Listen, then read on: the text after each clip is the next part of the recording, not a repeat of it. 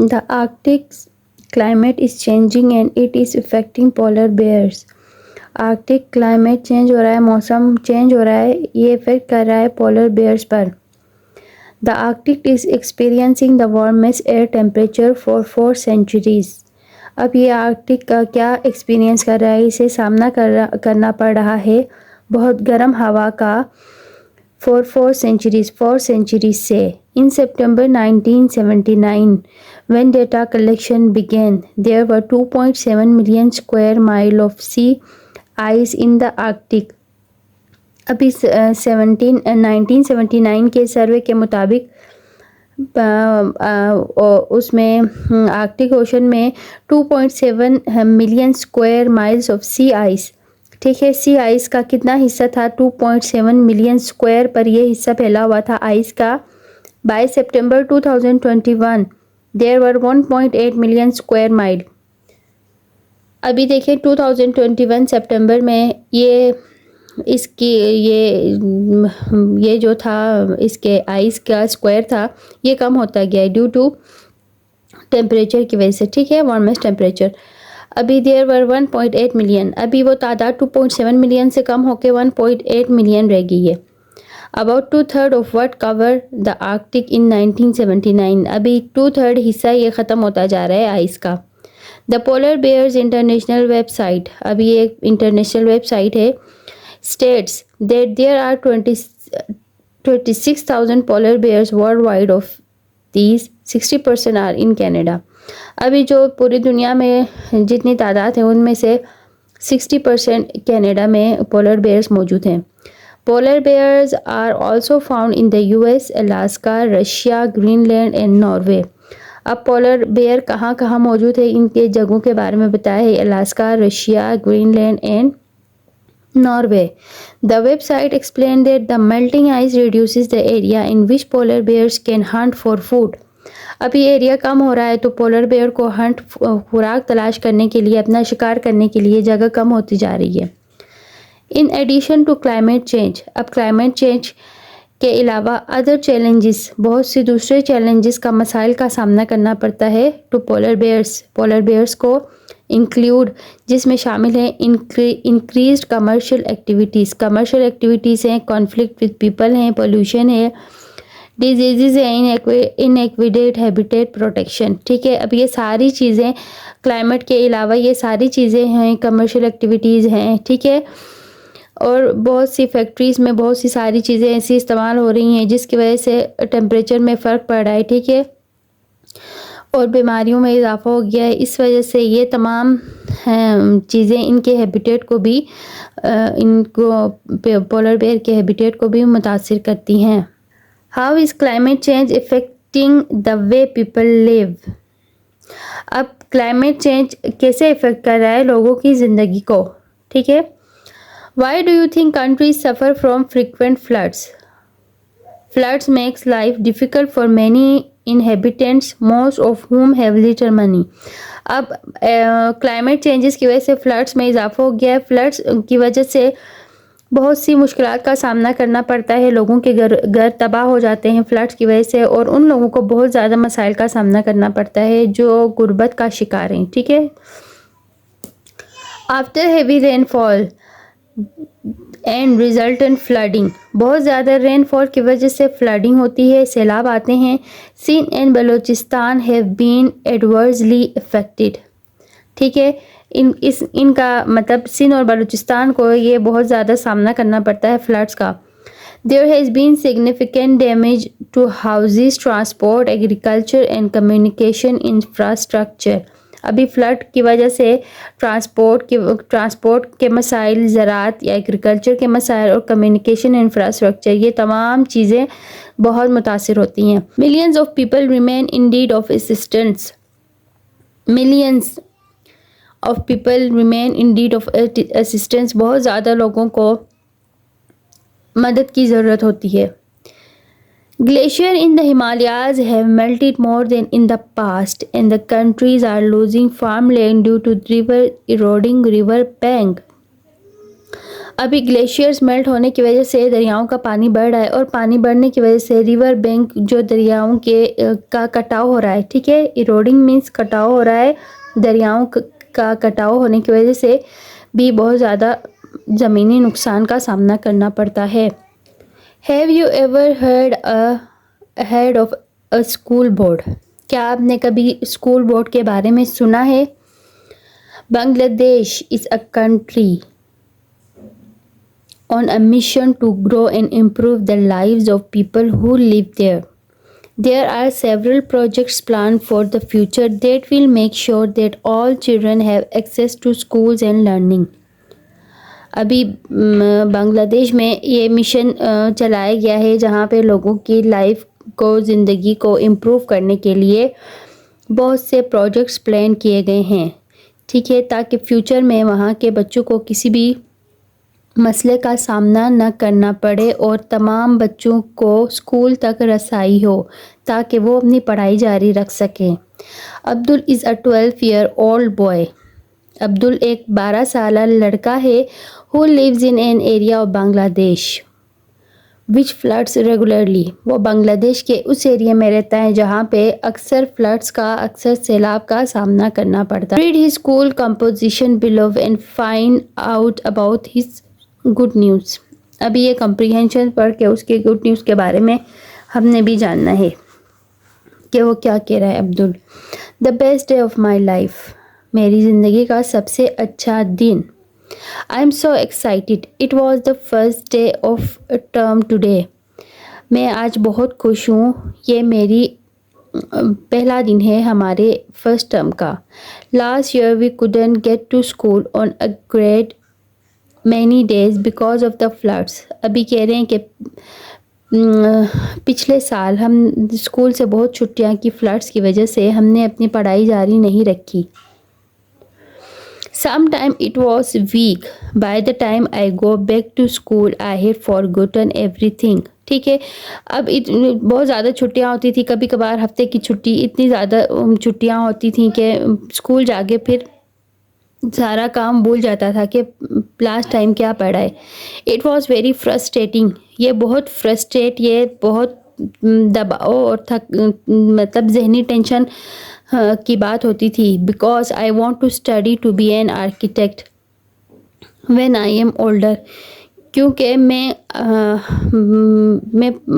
Architect बनना चाहता था, इसलिए मैं पढ़ाई कर रहा था, ठीक है।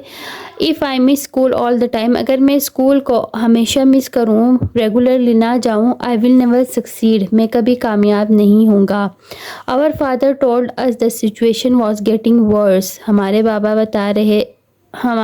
कहते थे कि ये हालात मज़ीद ख़राब होंगे। He would often complain saying, वो अक्सर ये शिकायत करता था कहते हुए, we have no electricity and no cars, हमारे पास ना बिजली है ना गाड़ियाँ हैं। And yet we suffer these terrible cyclones, और इनके बावजूद हमें इन टेरिबल ख़तरनाक साइक्लोन्स का सामना, तूफ़ान, आंधी तूफ़ान का सामना करना पड़ता है। And storms caused by rich people in other countries, और ये साइक्लोन्स, ये स्टॉर्म्स और ये फ्लड्स इन लोगों की वजह से होते हैं जो दूसरे मुल्कों में हैं, जो रिच पीपल हैं, ठीक है। उनकी वजह से हमें इन तमाम मसाइल का सामना करना पड़ता है। But on this day of my life everything was different, the best day, the school board was coming, ठीक है। अब ये कह रहा है कि ये मेरी ज़िंदगी का बेस्ट डे, क्योंकि school board was coming, school board आ रहा था। From now on it was going to come every day except Sunday and stay for 3 hours। अब स्कूल बोर्ड आके इन्हें पढ़ाता था और वो मतलब ये 3 hours तक पढ़ते थे, और ये डेली इनके पास स्कूल बोर्ड आता था। हाँ, और ये इनकी क्लासेस मिस नहीं होती थी। My little sister Maki and I were ready an hour before it was due to arrive। अब 1 घंटे पहले मैं और मेरी छोटी बहन पहुंच जाते थे बोर्ड के आने से पहले I held her hand tightly, मैं उसका हाथ मजबूती से पकड़ता था। एज वी वेटेड, इस तरह हम इंतज़ार करते थे। With all the other children at the edge of the water, अब पानी के किनारे के पास वो लोग पानी दूसरे बच्चों के साथ बोट का इंतज़ार कर रहे होते थे। We were all fizzing like bottles of lemonade and Mackie was jumping up and down, यानी ये लोग बहुत एक्साइटेड होते थे और उसका वेट करते थे बोट का। She had missed much more school than I had, उसने बहुत ज़्यादा मिस किया स्कूल को मुझसे भी ज़्यादा। Our parent had been afraid to let her walk to school even when it was open because of the dangerous water. School भेजने से इनके पेरेंट्स डरते थे क्योंकि पानी बहुत ज़्यादा खतरनाक था। Suddenly we could see the school boat gliding along the flood waters and we all cheered so loudly. फिर ये देखते हैं अचानक बोट इनकी तरफ आता हुआ दिखाई देता और ये बहुत ज़्यादा खुश होते हैं, एक्साइटेड होते हैं और चीखते हैं। I am sure they could have heard us in Dhaka, although we all wanted to rush on board immediately. It docked. We lined up as we were told. We were told and walked on board respectfully. Oh, what a paradise met our eyes.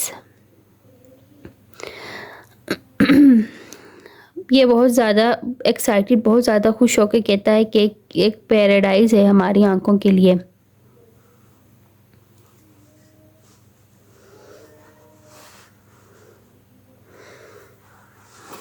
There were 40 seats on the deck for us older children and benches for 20 little ones in the bow. अब ये इसके अंदर boat के अंदर बड़े बच्चों के लिए 40 सीट्स हैं और छोटे बच्चों के लिए और बेंचेस रखी हुई हैं 20. We had books and pens and there were even solar powered computer and a library for students older than us. यहाँ पे ये तमाम चीज़ें सोलर पावर कंप्यूटर लाइब्रेरी बड़े बच्चों के लिए जो हमसे बड़े बच्चे थे उनके लिए मौजूद थी। The 3 hours passed so quickly that I could not believe it when it was time to go home again. यानी 3 घंटे का वक्त हमारे लिए बहुत कम होता था, ये इतनी जल्दी 3 घंटे का वक्त गुजरता था और हमारा घर जाने का टाइम आता था। But the best was not yet over. We were each given a solar lamp to take home so we could do homework. अभी ये एक सोलर लैम्प इनकी तरफ से हमें मिला है ताकि हम घर जाके होमवर्क कर सकें।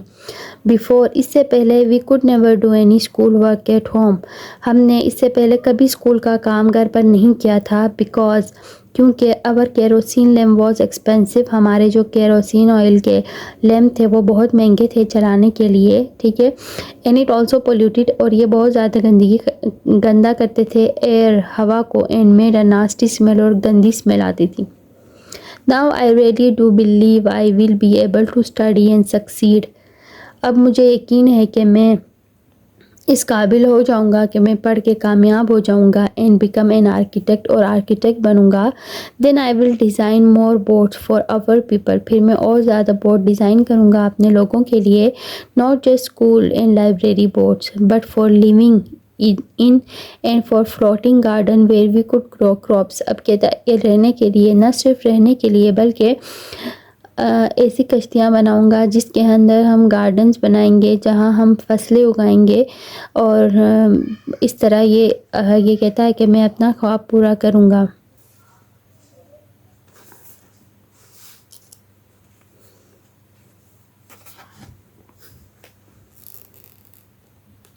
अभी देखें, Abdul face several challenges with schooling before the schooling board.